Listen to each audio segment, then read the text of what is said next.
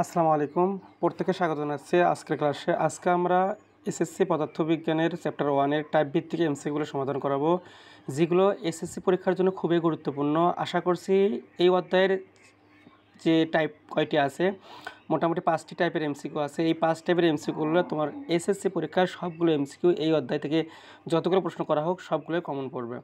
তো আর দেরি না করে তোমরা অবশ্যই ভিডিওটি তোমাদের বন্ধুদের মাঝে শেয়ার করো। সেই সঙ্গে তোমরা সকলে মনোযোগ সহকারে ক্লাসটি দেখলে আশা করছি এখান থেকে যে এমসিকিউগুলো আসবে এই 5টি টাইপের মধ্যে আসবে এবং এগুলো থেকেই কমন আসবে তোমাদের পরীক্ষায়। এবং পরবর্তী ক্লাসে আমরা বাকি যে অধ্যায়গুলো আছে এগুলোর এমসিকিউ দেওয়ার চেষ্টা করবো টাইপ ভিত্তিক। আশা করছি 3 থেকে 350 এমসিকিউ করলে তোমাদের ফুল ফিজিক্সে তোমরা এখানে এমসিকিউতে 25-25 পাবা। তো আমাদের টার্গেট কিন্তু ভাইয়া 25-25। তো আর দেরি না করে তোমরা এখনই ক্লাসটি শেয়ার করে দাও এবং ক্লাসটিতে যুক্ত হও। তো প্রথম টাইপ 1 আমরা এমসিকিউ সমাধান করাবো। তো এখানে বলা আছে যে পদার্থবিজ্ঞানে কিসের আলোকে বস্তু এবং শক্তি রূপান্তর উদ্ঘাটন করা হয়। তো এটা আমরা দেখি। তো এটা তো তোমাদের আছে, তোমরা জানো যে পর্যবেক্ষণ, পরীক্ষণ এবং বিশ্লেষণ। পর্যবেক্ষণ, পরীক্ষণ এবং বিশ্লেষণ এটা পদার্থবিজ্ঞানের উদ্দেশ্যের, এখানে তোমরা এই জিনিস টপিকটি পড়েছো। তো পর্যবেক্ষণ, পরীক্ষণ এবং বিশ্লেষণ উত্তর হবে উপরের সবগুলো। আশা করা যায় তোমরা এটা বুঝতে পেরেছো। তো নিচের কোনটি ক্লাসিক্যাল পদার্থবিজ্ঞানের অন্তর্ভুক্ত? চুম্বক বিজ্ঞান, পার্টিকেল ফিজিক্স, পারমাণবিক পদার্থবিজ্ঞান, কঠিন অবস্থার পদার্থবিজ্ঞান। তো এটার অ্যান্সার হবে চুম্বক বিজ্ঞান। তোমরা জানো যে পদার্থবিজ্ঞানকে দুই ভাগে ভাগ করা হয়, একটা হচ্ছে ক্লাসিক্যাল পদার্থবিজ্ঞান আর একটা হচ্ছে আধুনিক পদার্থবিজ্ঞান। তো এটা সেই হচ্ছে ক্লাসিক্যাল পদার্থবিজ্ঞানের অংশ চুম্বক বিজ্ঞান। এরপরে বিজ্ঞানের প্রাচীনতম শাখা কোনটি? এটা হচ্ছে খ নাম্বার অ্যান্সার পদার্থবিজ্ঞান। কোয়ান্টাম তত্ত্বের এর পরের টপিকে বলা আছে যে কোয়ান্টাম তত্ত্বের সাথে থিওরি অফ রিলেটিভিটি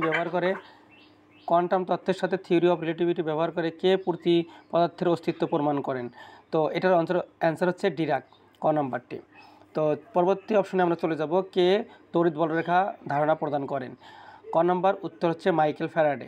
সূর্যগ্রহণের ভবিষ্যৎবাণী করেছিলেন কে? এটা খুবই গুরুত্বপূর্ণ প্রশ্ন, এটা যে কোনো বোর্ডে আসতে পারে এই প্রশ্নটি। তো এটা খুবই গুরুত্বপূর্ণ একটা প্রশ্ন, এটা হচ্ছে থেলিস। এরপরে কোন বিজ্ঞানী পূর্তি পদার্থের অস্তিত্ব ঘোষণা করেন? অ্যান্সার হচ্ছে ডিরাক। একটু আগেই আমরা এই প্রশ্নটি পড়েছি যে কোন বিজ্ঞানী পূর্তি পদার্থের অস্তিত্ব ঘোষণা করেন? ডিরাক। আবার এই প্রশ্নটি 24 সালের বরিশাল বোর্ড এবং ময়মনসিংহ বোর্ডে এসেছিল। সো এগুলো হচ্ছে খুবই গুরুত্বপূর্ণ প্রশ্ন। তো এরপরে কে প্রথম কার্যকরণ ও যুক্তি ছাড়া শুধু ধর্ম, অতীন্দ্রিয় এবং পৌরাণিক কাহিনীভিত্তিক ব্যাখ্যা করতে অস্বীকার করেছিলেন? অ্যান্সার হচ্ছে ক থেলিস। এটা হচ্ছে টাইপ 1 ভিত্তিক এমসিকিউগুলো আমরা সমাধান করাচ্ছি। তো আরও এমসিকিউ আছে, এগুলো আমরা দেখে নেব। পরীক্ষার মাধ্যমে আলোর তরঙ্গ ধর্মের প্রমাণ করেছিলেন কোন বিজ্ঞানী? অ্যান্সার হচ্ছে ইয়ং। অর্ধপরিবাহী পদার্থের জন্ম নিচের কোনটি গবেষণার ফসল? উত্তর হচ্ছে ক কঠিন পদার্থের বিজ্ঞান। আধুনিক বিজ্ঞানের জনককে? উত্তর হচ্ছে গ্যালিলিও। বিদ্যুৎ প্রবাহ দিয়ে চুম্বক তৈরি করেন কোন বিজ্ঞানী? অ্যান্সার হচ্ছে অরেস্টেড। তো এগুলো তোমরা খুব সুন্দরভাবে পড়লে আশা করছি এখান থেকে তোমাদের এসএসসি পরীক্ষায় কমন আসবে। তো এরপরে পদার্থবিজ্ঞানীরা বিশ্বব্রহ্মাণ্ডের দৃশ্যমান গ্রহ, নক্ষত্র, গ্যালাক্সির মাত্র কত শতাংশ ব্যাখ্যা করতে পারে? তো উত্তর হচ্ছে খ 4% ব্যাখ্যা করতে পারে। এরপরে পদার্থের অবিভাজ্য এককের নাম অ্যাটমকে? এটা হচ্ছে ডেমোক্রিটাস। অর্থাৎ তোমরা এটা রসায়নে পড়েছো এবং পদার্থের প্রথম অধ্যায়ে তোমরা এটা পড়েছো। বেসিক্যালি আমরা প্রথম অধ্যায় নিয়ে কথা বলতেছি এখন। এরপরে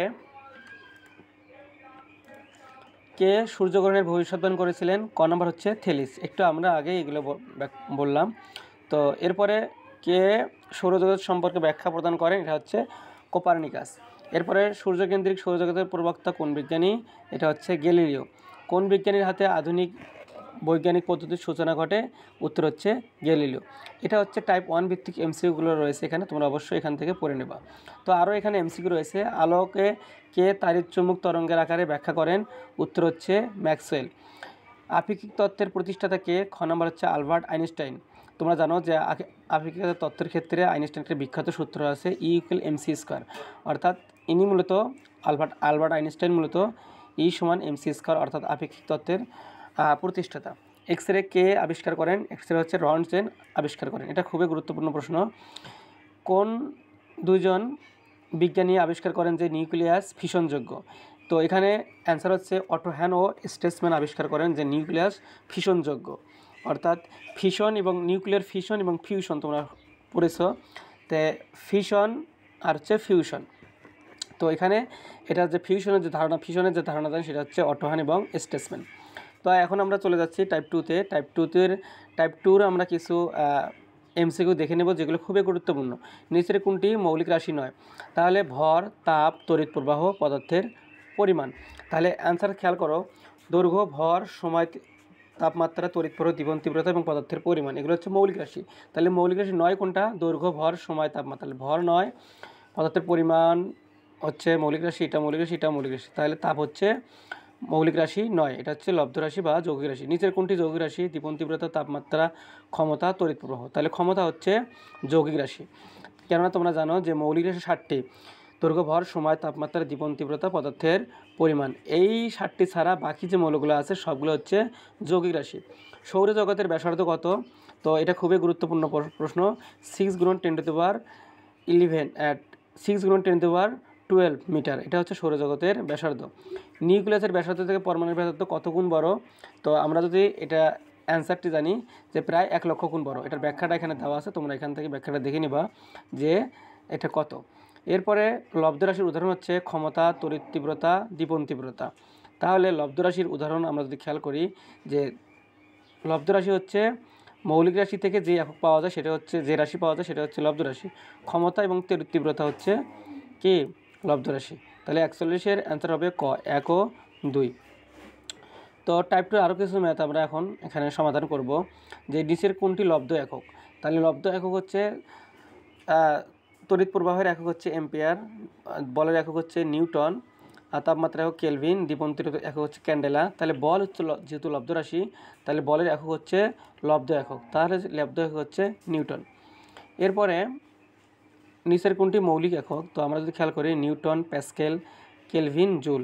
তাহলে এটার অ্যান্সার হবে মৌলিক একক যেহেতু বলেছে, নিউটন লব্ধ একক, প্যাসকেলও হচ্ছে লব্ধ একক এবং জুলও হচ্ছে লব্ধ একক। শুধুমাত্র মৌলিক একক হচ্ছে, তাপমাত্রার একক হচ্ছে কেলভিন। অর্থাৎ মৌলিক রাশি যেহেতু মৌলিক রাশি যে কয়টি তাদের এককও হচ্ছে মৌলিক একক। তাহলে এটা হচ্ছে 43-এর ঘ। পরবর্তী প্রশ্নে আমরা যদি চলে যাই, আমরা টাইপ টুতে আছি এখন। তো 1 ন্যানোসেকেন্ড সমান কত সেকেন্ড? আমরা যদি খেয়াল করি তাহলে 1 ন্যানোসেকেন্ড সমান, ন্যানো বলতে 10⁻⁹ অর্থাৎ 10⁻⁹ আমরা এটা বুঝবো। ন্যানো বলতে 10⁻⁹। তো এরপরে 1 প্যাসকেল সমান কত এটিএম? 1 প্যাসকেল সমান হচ্ছে তোমার হচ্ছে 9.8723 × 10⁻⁶। তো অ্যান্সার হচ্ছে এটার ঘ। তোমরা এখান থেকে দেখে নেবা টেরা এর সূচক কোনটি? টেরা বলতে 10⁻12 অর্থাৎ 10⁻12। সেক্ষেত্রে অ্যান্সার হবে ক। এগুলো খুবই গুরুত্বপূর্ণ প্রশ্ন। 1 মিলিসেকেন্ড 1 ন্যানোসেকেন্ড অপেক্ষা কত গুণ? 1 মিলিসেকেন্ড 1 ন্যানোসেকেন্ড আবার 10⁶ গুণ। এগুলো তোমাদের এমসিকিউ পরীক্ষার জন্য খুবই গুরুত্বপূর্ণ, এসএসসি পরীক্ষার জন্য খুবই গুরুত্বপূর্ণ। এরপরে আমরা দেখব টাইপ 3, আয়তনের মাত্রা কোনটি? আয়তনের মাত্রা হচ্ছে দৈর্ঘ্য, প্রস্থ, উচ্চতা। অর্থাৎ দৈর্ঘ্যের একক মিটার, প্রস্থের একক মিটার এবং উচ্চতার একক মিটার। সেক্ষেত্রে আয়তনের মাত্রা হচ্ছে L3।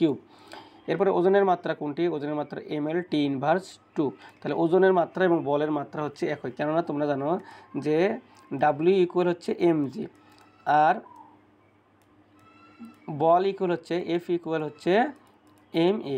তার মানে এই জি হচ্ছে অভিকর্ষ ত্বরণ, এ হচ্ছে সরলরেখা বরাবর ত্বরণ। সেক্ষেত্রে ডাব্লিউ এবং এফ একই জিনিস, শুধু একটু ডিফারেন্স আছে, তারপরও কিন্তু এদের মাত্রা এবং এককটা সেম। সেই জন্য বলবো আমরা যে ওজনের মাত্রা আর বলের মাত্রা সেম। তো এরপরে বলা আছে যে আমরা যদি খেয়াল করি যে পরবর্তী যে প্রশ্নগুলো আছে, তো পরবর্তী প্রশ্নগুলো বলা আছে যে 10 গিগাজুলের সঠিক সংকেত কোনটি?